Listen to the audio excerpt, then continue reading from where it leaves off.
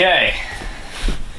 Start of a new week, and we've got a new interview, and we're being able to keep this one fully in-house today. This is my wife, Mrs. Moreau, and she has absolutely some great specialties relating to sound. We're taking care of little Atlas here. He's teething a bit, so he's going to be making some noises throughout, but we'll talk louder than him, and this is just life right now for us. So, I've got my questions written down. I have given my wife advance notice of what these questions are going to be, so I won't be catching her too off guard, but we'll see. And he'll be doing his thing. Hopefully there's nothing caught on camera of him hurting himself too badly. First question for you, Mrs. Moreau. Can you tell us a bit about your profession and the path you followed to arrive where you are today, career-wise? Yes.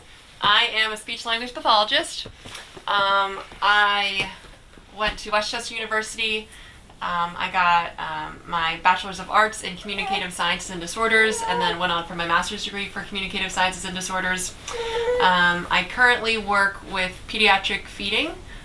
So I work with kids birth to ages 18, just to help them learn how to swallow, and also with really picky eaters that don't eat a lot of food.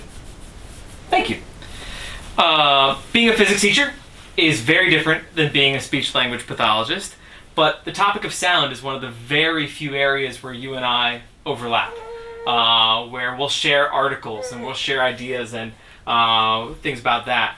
And I want to give a little bit more background about something relating to sound that does relate to our overlap. We haven't really had a chance to talk in detail about frequency, what frequency is, where it comes from, and what that term is. It's measured in hertz, which just tells you how many times per second, or really how frequently a vibration is occurring. If we were in the classroom, I'd take a tuning fork, which I don't have tuning forks around my home, and when you strike a tuning fork, the actual tongs go back and forth and move air particles a certain number of times per second.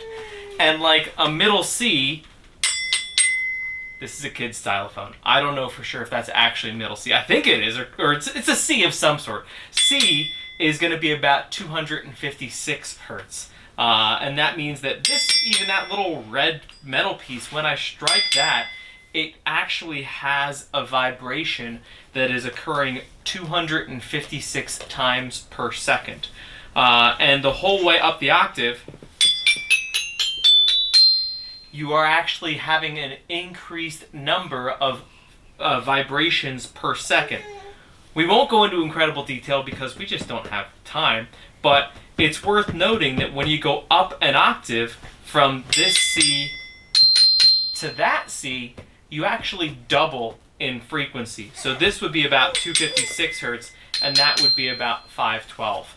But with that as our background, a way that my wife and I have actually, we're competitive in different ways, but I'm very competitive, and a way that I've played a game with her in the past is we've played Guess That Frequency before. Neither of us have perfect pitch, or anywhere near perfect pitch, but we have an idea of where some things might be, and we both know some frequencies.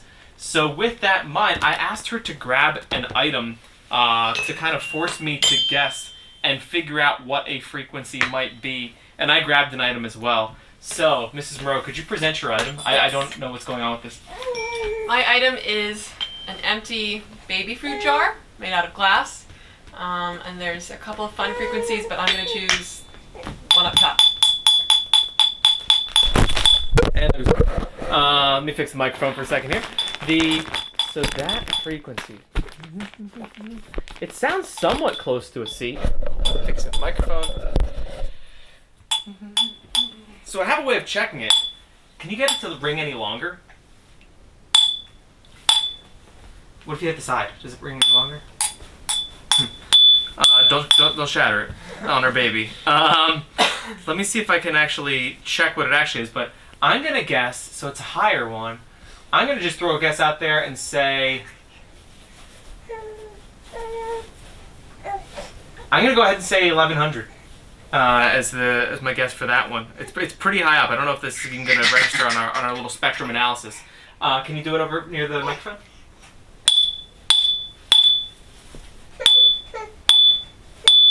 I think whenever it hits the peak, it's like 3,000. 3,000. So Check. I was getting, well, hold on. I don't feel too bad because then no, that is pretty bad. I'm just far off. Yeah, it's reading 3,400 or so. So I'm just wrong with that one. But I asked you to pick one between 100 and 800. So that is not near those at all. You picked a real high one. The one that I grabbed here was a bigger bottle. We actually can figure out what the frequency would be based on the height. And that one is so short that it's going to have a real high frequency. But mine right here, do you want to guess this one?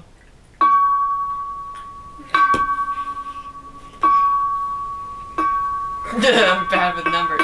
Maybe like... There's some overtones too. I'll say 150. I'm going to say 400. And when we put it into our frequency generator, it's ringing loudest at... There's another one down here that matters. Mm-hmm. There's a lot of tones overlapping, but it is a little over 1,000 for the main one. But then there's one that's ringing in the 300s and 400s. Anyway, frequencies. That is a little bit of some different how frequently they're actually going per second. But this all brings me into my second question for you. In your studies, which of your courses had a focus on sound, and what were the pertinent specific topics? So I've had a lot of courses with sound. I think I had the neurology of speech and hearing. That's where we were looking at how the brain perceives basically sound and how it makes sense of the patterns that we hear.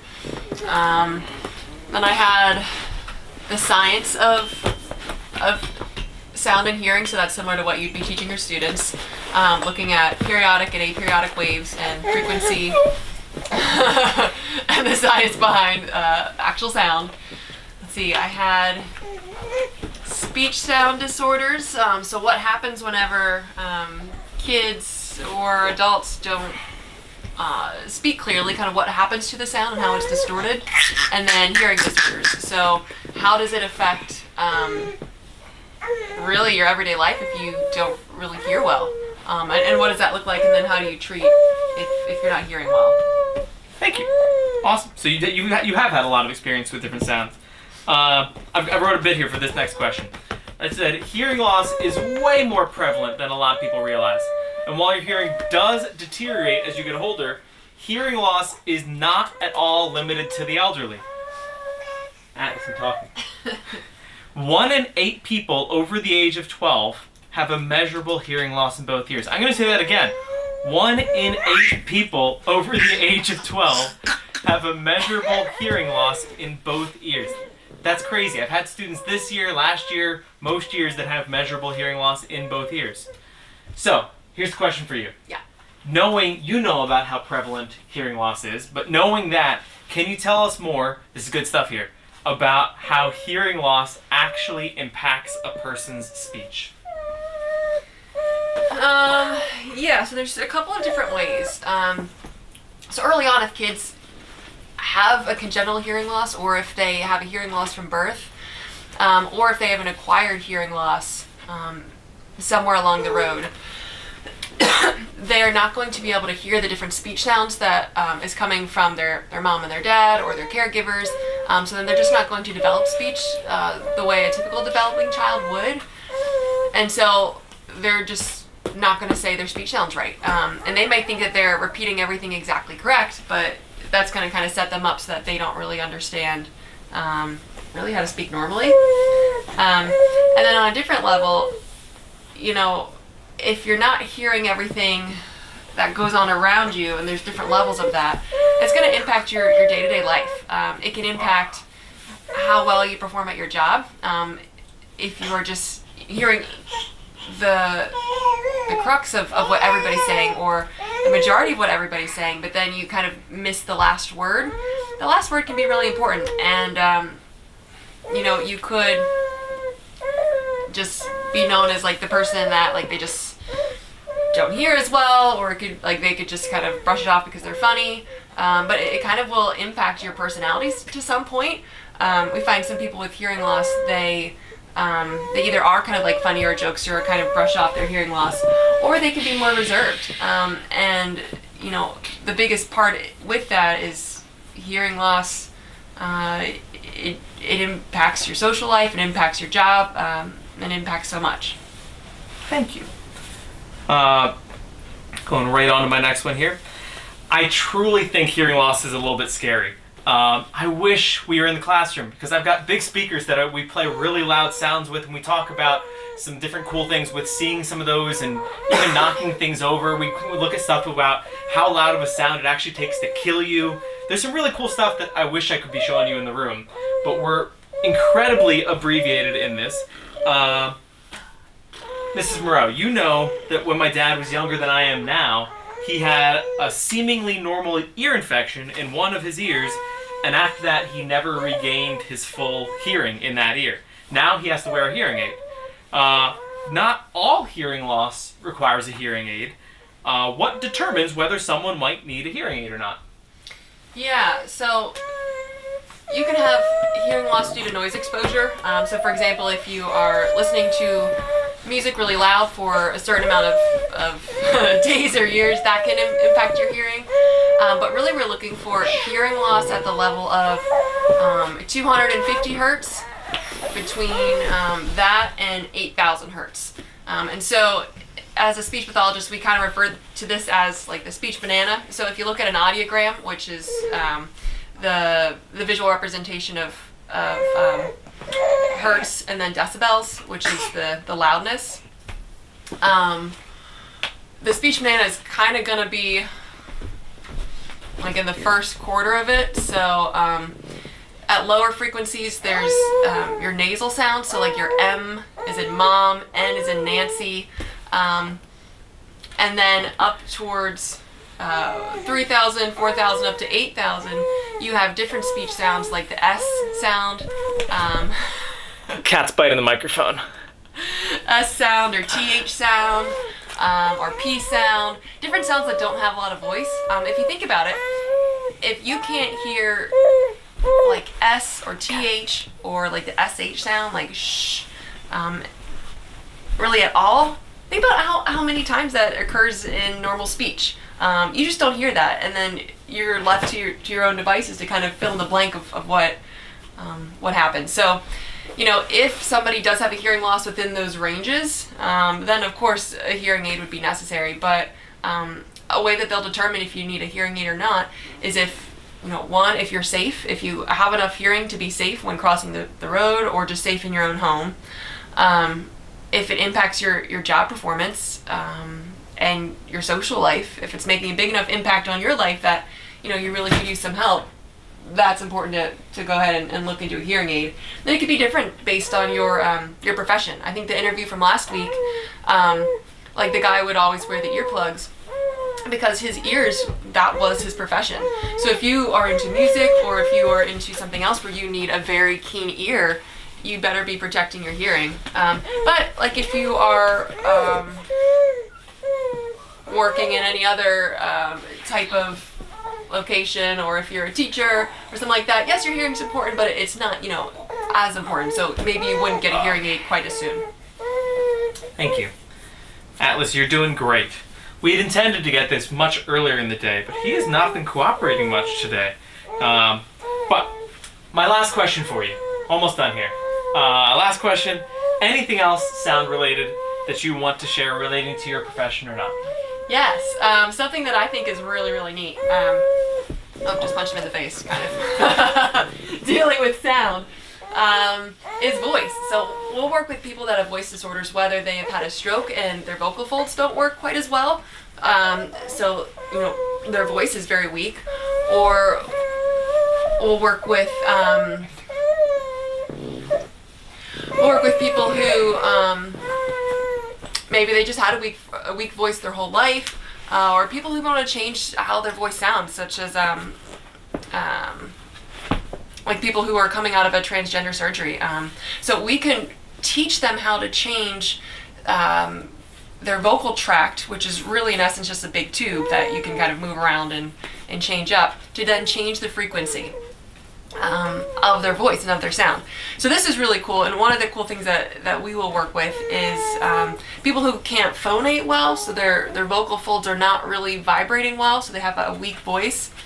We can bypass that, which is the source of their voice. We can bypass the source of their voice and find another pocket of resonance that actually has the resonant frequency with the pinna, the outside of their ear. So it's going to vibrate at the same frequency as their ear. It's going to naturally amplify what they're saying. So really cool things like that, just by influencing their vocal tract. Thank you. We'll get into some more stuff with different frequencies, definitely. A fun thing that we won't be able to do as easily is I do like to look, and I mentioned this in a previous interview, look at the actual shape of a voice and shape of different things, noises that we make, but I'm not going to ask you all to submit your voices, and we won't be able to do that in the same way. But thank you for answering your the questions that I had here for you. Atlas, Kat, don't eat the microphone.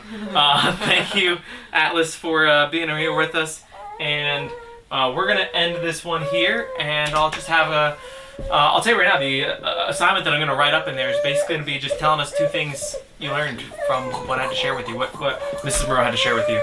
Atlas didn't teach you anything.